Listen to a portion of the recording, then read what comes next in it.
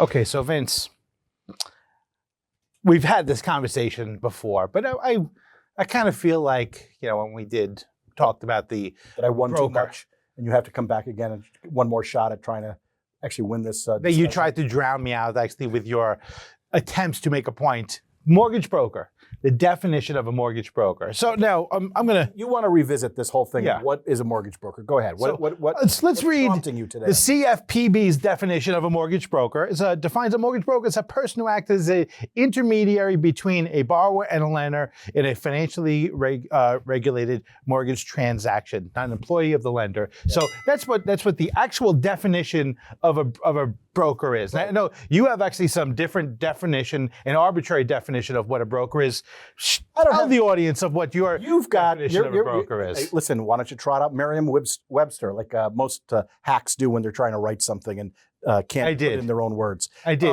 Here's the thing. I have never argued that legally that's not a broker.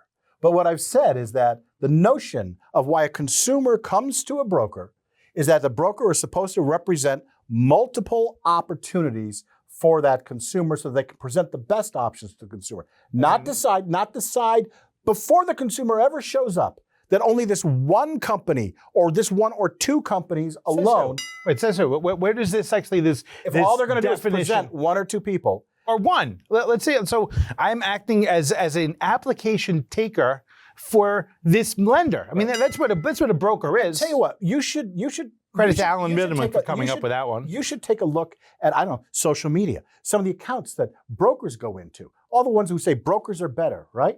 That's different. They come in there and they say, their rhetoric is saying you have we choose from all these lenders. That's very different. They say brokers are better. That's why they do it. And when retail, I'm not talking about that. I'm talking about the core of what originators a broker is. Look at and say, I'm thinking of coming over to the broker side. I'm going to leave the retail thing, go to the broker side. Should I?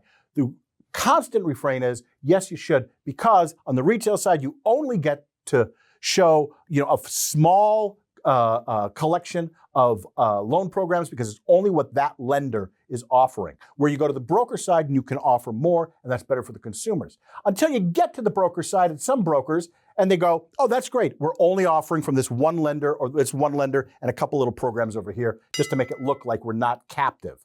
I don't think that is broker in spirit versus broker under the law. Vince, okay, help me with this. Do you use cruise control in your car? No, I do not. Okay, why not? It's there. It's one of the options. Okay, but it's there. It's an option. It's one of the things.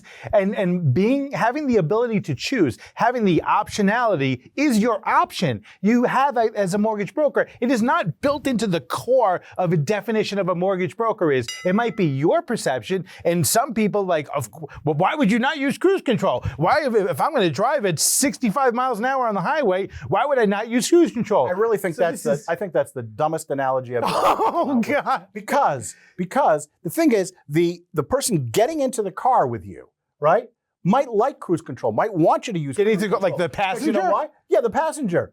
You know why? Because I am the driver or bringing somebody somewhere. That's what I'm doing at this point. If I get in the car and I want to drive the car, but the passenger might say, do you have cruise control in there because we're going on a long ride? And I worry if you get a little, you're weaving a little bit here. Get out of the car. Get out of the car. So notion isn't what does the broker offer, it's what does the consumer expect. Does the consumer going to a broker expect that they are going this is the worst given analogy. You don't think a consumer expects a broker to be able to look at multiple companies if it's part of their marketing, if it's part of their messaging. Then if they went to useabroker.com, brokersarebetter.com, any sites, if they did any Google, why should I use a broker? And any of the stuff came up. And the AI thing that comes up. It depends what the messaging is. And I'll bet if you put on there, why should I use a mortgage broker? And you put that into your thing instead of the CFPB legal definition, you're going to get because of choice. And okay, let's see this. If it's not because of choice. Hey Siri, why should I use a mortgage broker?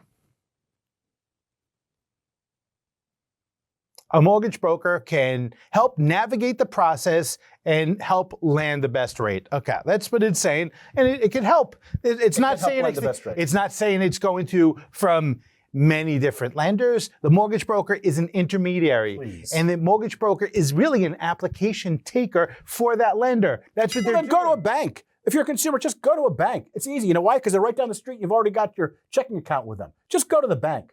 You don't need to go to a mortgage broker. I can't believe that you are actually advocating this stance where you have been Mr. Mortgage Broker, Mr. Ello. I wouldn't the do whole it. way. This is not for me. I'm just saying, let's get to the definition of what a mortgage broker is.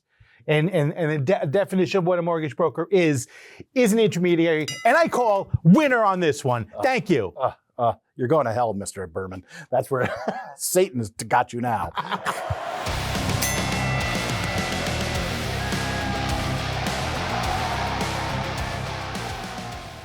For more on these and all of today's top stories, go to nationalmortgageprofessional.com.